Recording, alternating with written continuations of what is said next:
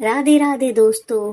आज हम आपको सुनाएंगे एक कथा, समुद्र मंथन और कूर्म अवतार। जिस समय की यह बात है, उस समय असुरों ने अपने तीखे शस्त्रों से देवताओं को पराजित कर दिया था। उस युद्ध में बहुतों के तो प्राणों पर ही बन आई। वे रणभूमि में गिरकर फिर उठ ना सके।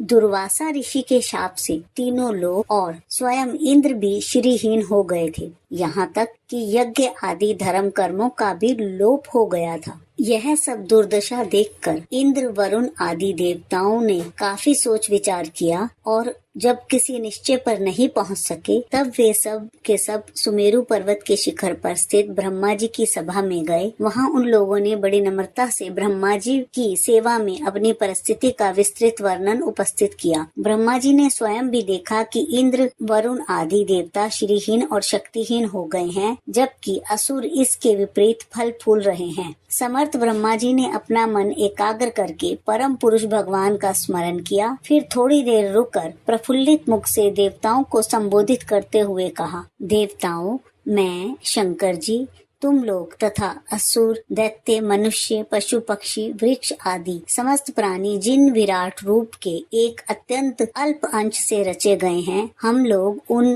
अविनाशी प्रभु की शरण ग्रहण करें। देवताओं से इस प्रकार कहकर ब्रह्मा जी देवताओं को साथ लेकर भगवान श्री हरि के निज धाम वैकुंठ में गए। ब्रह्मा जी ने एकाग्र मन से वेदवाणी के द्वारा भगवान की स्तुति की। ब्रह्मा जी बोले, भगवान आप निर्विकार, सत्य, अनंत, आदि पुरुष सबके हृदय में अंतर्यामी रूप से विराजमान हैं। मन जहाँ जहाँ जाता है, वहाँ वहाँ आप पहले से विद्यमान रहते हैं। वाणी आपका निरूपण नहीं कर सकती। आप समस्त देवताओं के आराधनीय और स्वयं प्रकाश हैं। हम सब आपके चरणों में नमस्कार करते हैं। जब देवताओं ने सर्वशक्तिमान भगवान श्री हरि की इस प्रकार स्तुति की, तब वे उनके बीच में प्रकट हो गए। उनके शरीर की प्रभा ऐसी थी मानो हजारों सूर्य एक साथ ही उग आए हों। भगवान की उस प्रभा में सभी की आंखें चौंधिया गईं। वे भगवान को तो क्या, आकाश, दिशाएं, पृथ्वी और अपने शरीर को भी ना देख सके। केवल भगवान शंकर और ब्रह्मा जी ने उस छवि का दर्शन किया। सभी देवताओं ने पृथ्वी पर गिरकर साष्टांग प्रणाम किया। फिर सारे देवताओं को साथ लेकर शंकर जी और ब्रह्मा जी परम पुरुष भगवान की स्तुति करने लगे। ब्रह्मा जी ने कहा, जो जन्म, स्थिति और प्रलय से कोई संबंध नहीं रखते, जो प्राकृत गुणों से रहित एवं मोक्ष स्वरूप परमानंद के महान समुद्र हैं, जो सूक्ष्म से भी सूक्ष्म हैं और जिनका स्वरूप अनंत है, उन ऐश्वर्यशाली प्रभु को हम लोग बार बार नमस्कार करते हैं।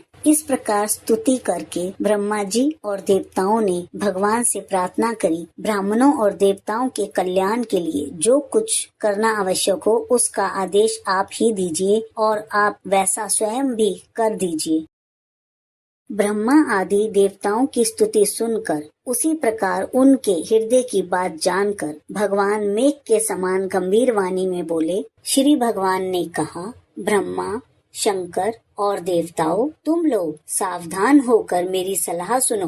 तुम्हारे कल्याण का यही उपाय है। इस समय असुरों पर काल की कृपा है, इसलिए जब तक तुम्हारे अभ्युदय और उन्नति का समय नहीं आता, तब तक तुम दैत्य और दानवों के पास जाकर उनसे संधि कर लो। देवताओं, कोई बड़ा कार्य करना हो तो शत्रुओं से भी मेल मिलाप कर लेना चाहिए। तुम लोग बिना विलंब के अमृत निकालने का प्रयत्न करो। उसे पी लेने पर मरने वाला प्राणी भी अमर हो जाता है। पहले क्षीर सागर में सब प्रकार के घास, तिनके, लताएं और औषधियां डाल दो। फिर तुम लोग मंदराचल की मथानी और वासुकी नाग की नेति बनाकर मेरी सहायता से समुद्र का मंथन करो। समुद्र से पहले कालकूट विष निकलेगा, उससे डरना नहीं और किसी भी वस्तु के लिए कभी भी लोभ ना करना। पहले तो किसी वस्तु की कामना ही नहीं करनी चाहिए, परंतु यदि कामना हो और वह पूरी ना हो तो क्रोध तो बिल्कुल नहीं करना चाहिए। देवताओं को यह आदेश देकर पुरुषोत्तम भगवान उनके बीच में ही अंतर्ध्यान हो गए। तदंतर इंद्र आदि देवता राजा बलि के पास गए। देवताओं को बिना अस्त्र शस्त्र के सामने से आता देख दैत्य सेनापतियों के मन में बड़ा क्षोभ हुआ। उन्होंने देवताओं को पकड़ लेना चाहा, परंतु दैत्यराज बलि संधि और विरोध के अवसर को जानने वाले एवं पवित्र कीर्ति से संपन्न थे। उन्होंने दैत्यों को वैसा करने से रोक दिया। इसके बाद देवता लोग बलि के पास पहुँचे। बुद्धिमान इंद्र ने बड़ी मधुर वाणी से समझाते हुए राजा बलि से वे सब बातें कही जिनकी शिक्षा स्वयं भगवान ने उन्हें दी थी। वह बात दैत्यराज बलि को जच गई। तब देवता और असुरों ने आपस में संधि समझौता करके मित्रता कर ली और वे सब मिलकर अमृत मंथन के लिए पूर्ण उद्योग करने लगे। इसके बाद उन्होंने अपनी शक्ति से मंदराचल को उखाड़ लिया और ललकारते और गरजते हुए उसे समुद्र तट की ओर ले चले। परंतु एक तो मंदराचल पर्वत बहुत भारी था, दूसरा उसे ले जाना भी बहुत दूर था,